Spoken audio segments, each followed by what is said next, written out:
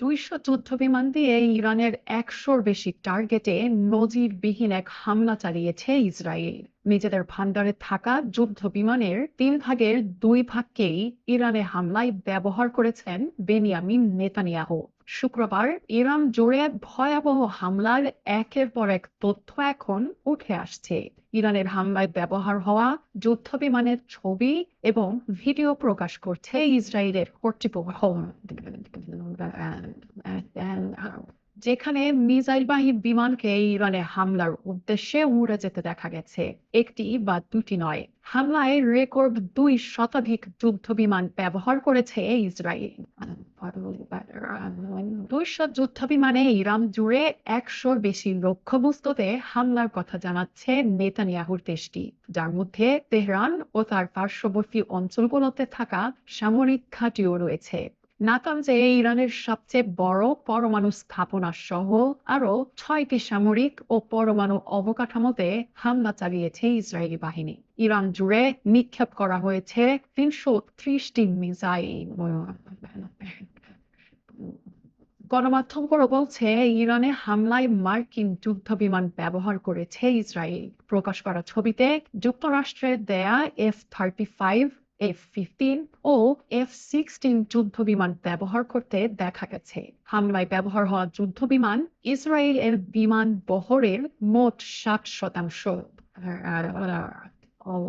মার্কিন company Lockheed মার্টিনের তৈরি পঞ্চম প্রজন্মের F-35 ইসরায়েলের বহরে থাকা সবচেয়ে আধুনিক যুদ্ধবিমান। নেতানিয়াহুর দেশটির হাতে এ ধরনের অন্তত 39টি যুদ্ধবিমান রয়েছে বলে তথ্য আছে। 2 শতাধিক F-16 ও F-15 রয়েছে ইসরায়েলের হাতে। ইসরায়েলের কাছে মোট 340টির মতো যুদ্ধবিমান রয়েছে, যার বেশিরভাগই যুক্তরাষ্ট্রের দেয়া। ইরানের কাছেও 3 শতাধিক যুদ্ধবিমান আছে, তবে এর বেশিরভাগই রাশিয়ার পুরনো মডেলের সুখোই ও মিগ।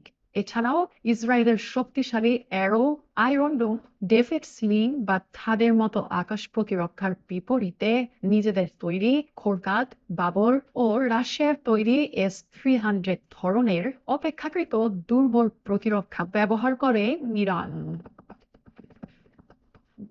এবার অপেক্ষা ইরানের হামলার। ইরানে হামলা করে সিংহের লেজে পা দিয়েছে ইসরায়েল, এমন মন্তব্য করে আইআরজিসি বলছে কল্পনাতীত জবাব দেয়া হবে নেতানিয়াহুকে।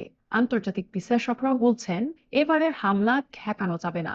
আকাশ প্রতিরক্ষা বা যুদ্ধ বিমানে দুর্বল হলেও ইরানের হাতে রয়েছে মহা শক্তিশালী মিসাইলের এক অফুরন্ত ভান্ডার। আর ইসরায়েলকে জবাব দেওয়ার ক্ষমতা নির্ভর করবে সেই মিসাইলের উপরই।